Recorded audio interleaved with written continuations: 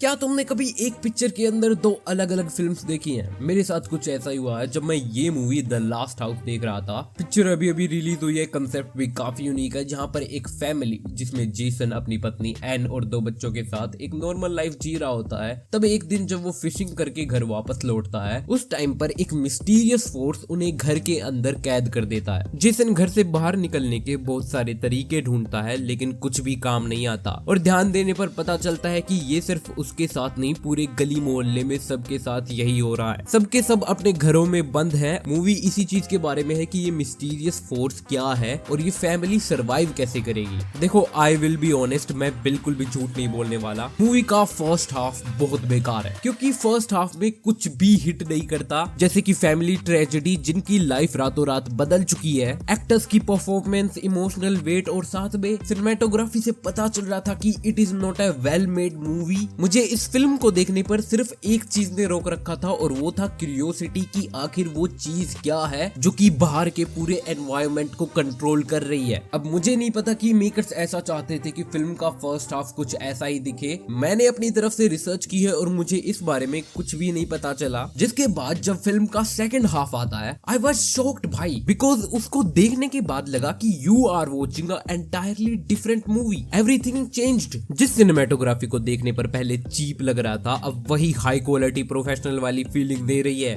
बात सिर्फ यही तक नहीं है, एक्टर्स की परफॉर्मेंस से लेकर इमोशनल सीन्स तक भी काफी चेंज आता है। फर्स्ट हाफ में कुछ इमोशनल सीन्स थे जिनमें कुछ को देखकर मुझे लिटरली हंसी आ रही थी, बिकॉज ना इमोशनल डेप्थ थी, ऊपर से पुअर डायलॉग डिलीवरी। लेकिन वही सीन सेकंड हाफ में काफी हिट कर रहे थे। इमोशंस के वेट को तुम फील कर पाते हो। जो जेसन का कैरेक्टर होता है, तुम उसकी फीलिंग्स को समझ पाते हो कि बंदा अंदर ही अंदर कितना ज्यादा सफर कर रहा था। अपनी फैमिली के सर्वाइवल के लिए कोशिशें कर करके वो किस हद तक थक चुका था। और जब एक सीन आता है जहां पर वो फाइनली क्रैश आउट करता है, दैट फील्स सो जेन्युइन। वो गुस्सा, निराशा और कुछ ना कर पाने के डर ने आखिर किस तरह से उसे परेशान करके रखा था। मैंने इस चीज को भी देखा, कहीं पिक्चर में दो अलग डायरेक्टर्स तो नहीं है, लेकिन पता चला कि ऐसा कोई सीन नहीं है। वहीं पर इस फिल्म के डायरेक्टर लुइस लेटेरियर हैं, जिन्होंने the Incredible Hulk, Fast X, now you see me movies मूवीज को डायरेक्ट किया है। तो मुझे ये चीज समझ में नहीं आई कि फर्स्ट हाफ को इतना अजीब क्यों दिखाया और आखिर प्रॉब्लम क्या थी। शायद से ये चीज बजट भी हो सकती है कि मेकर्स ने सोचा हमारे पास इतना पैसा नहीं है, तो क्यों ना उस बजट को सेकंड हाफ को अच्छा दिखाने में यूज किया जाए। मुझे नहीं पता कि एक्चुअल रीजन क्या था, लेकिन अगर तुम्हें पता है तो कमेंट सेक्शन में जरूर से बताना। वहीं पर अगर मैंने सेकंड हाफ को अच्छा बताया तो इसका मतलब ये नहीं है कि दिस बिकम मास्टरपीस। जैसे कि लास्ट में कुछ अच्छे वाले थ्रिलर सीन्स होते हैं जहां पर हॉरर भी प्रेजेंट होता है, क्योंकि फाइनली वो mysterious force face to face देखने को मिलता है। And the CGI was looking very good,